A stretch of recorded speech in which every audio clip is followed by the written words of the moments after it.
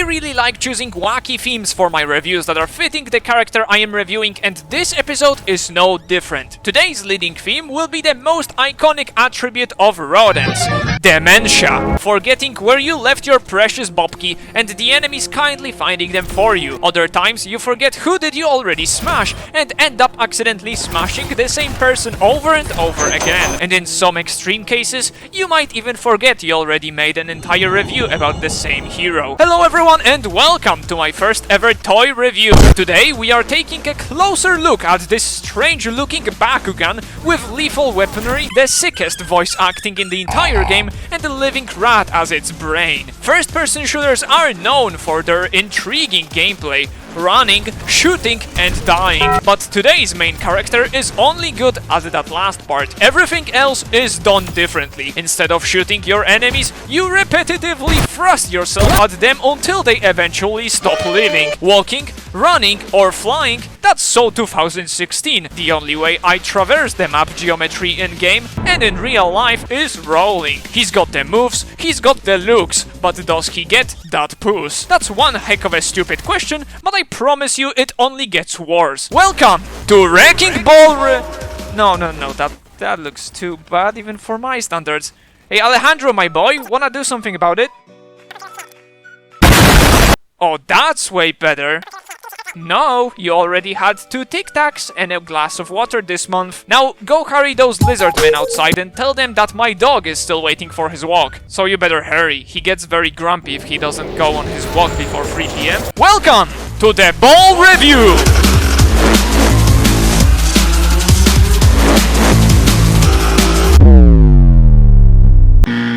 This small little rat has been given a privilege of being born on this funny little rock in space called the moon. As we all know, hamsters are natural inhabitants of that cheese sphere, and you shouldn't ask any questions. We're talking about Overwatch after all. This creature has been given a name Hammond, and simply because he has this little silver plate attached to his head, he is now so smart he can turn a plastic toy into a tank. With this powerful yet tiny brain, he could outsmart any other creature that happened to also be living on the moon. And when the monkeys got released from their cages and chaos ensued, he kept his calm and plugged himself with a piece of rope so strong that it could withstand a literal space engine.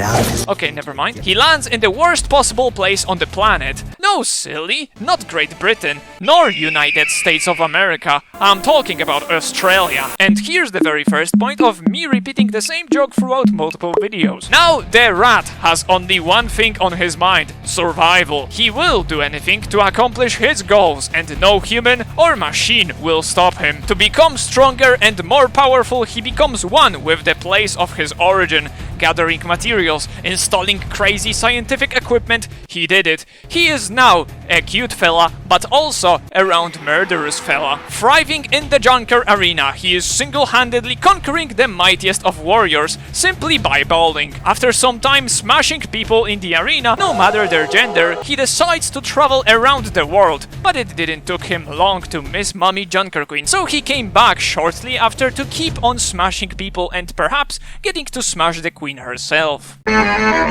This beautiful bunch of steel, the advanced robotics and hyper-lethal weaponry make up one of the coolest and fantastic heroes in the entire game. Equipped with non-dual but quadrupodic set of legs and the most durable and strong fibers, allowing him to traverse the environment with ease, okay, who am I kidding? It's just a ball with a guinea pig inside. I thought adding more animals to the Shooty Tooty people roster would be crossing the line a little, but the execution behind Wrecking Ball feels flawless. The moon specimen, who are scientifically enhanced, do fit the universe, especially that we have a very strong connection to the other party animal, that is Winston. Readability is very important to me in games, and I have no issues recognizing who is this character in the crowd. I wasn't joking in the intro, this hero is heavily reminding me of Bakugans, which I loved, and I especially loved the part when my mom threw them all away without me even knowing. Thanks mom, I hope you're happy. The actual living part of this character, that is the creature inside, is adorable, and that's why his toxic, petty, and absolutely merciless personality that is spoken out loud via his robotic announcer is so good. I always praise the voice acting of Overwatch heroes, but Ball is on another level. Not only did they hire a dude that can make astonishing squeaks and shrieks, but also the robotic lines are spoken by the most horrifying, serious, monotone voice. Combining this cuteness with something completely opposite ends up with a hilariously great character overall. It's really not that hard to come up with round IRL objects that can act as a cool looking skin. Oh wait, it actually is hard for some people apparently. If you're looking for more features that would make him even more godly, then look no further than his eyebrows. They look strangely familiar. Going back to his skins, it's a case of awesome versus awful. You either land gold, or it's a skin I have never seen anyone use even ironically. Personal favorites are Mayhem, Darkus Bakugan, and Andrew Tate, and there are some I'd say are below garbage tier. Tiny point boost for embracing the crab theme of this hero to its fullest. Single-handedly, Hammond's gameplay is the most original experience you will have in any, and I mean it, any first-person shooter. Making most of his damage come from shoving your entire body on the enemies is very fun, and what's even more surprising, it feels like it does fit in the game. Sometimes I encounter mechanics that just feel awful and out of place, but Wrecking Ball has taken the biggest risk with basically scratching all the rules of how you're supposed to play the game and just freestyling everything from scratch. The main tool that is used to traverse the map geometry and that is responsible for making your physique very boopy is the grappling claw, the bread and butter of Ball's gameplay. And yep, that's another point for repeating the lines from my previous video. Check! I'm a huge sucker for mobility in FPS games. Rocket jumping in TF2, C4 jumping in Valorant. I would literally finger myself in the eye just to get Tribe's ass sent back. And that's why Hammond is so appealing to me with his gameplay. Achieving hyper speed and getting to swing from practically anywhere like Spooderman and do real damage and cause annoyance all at the same time?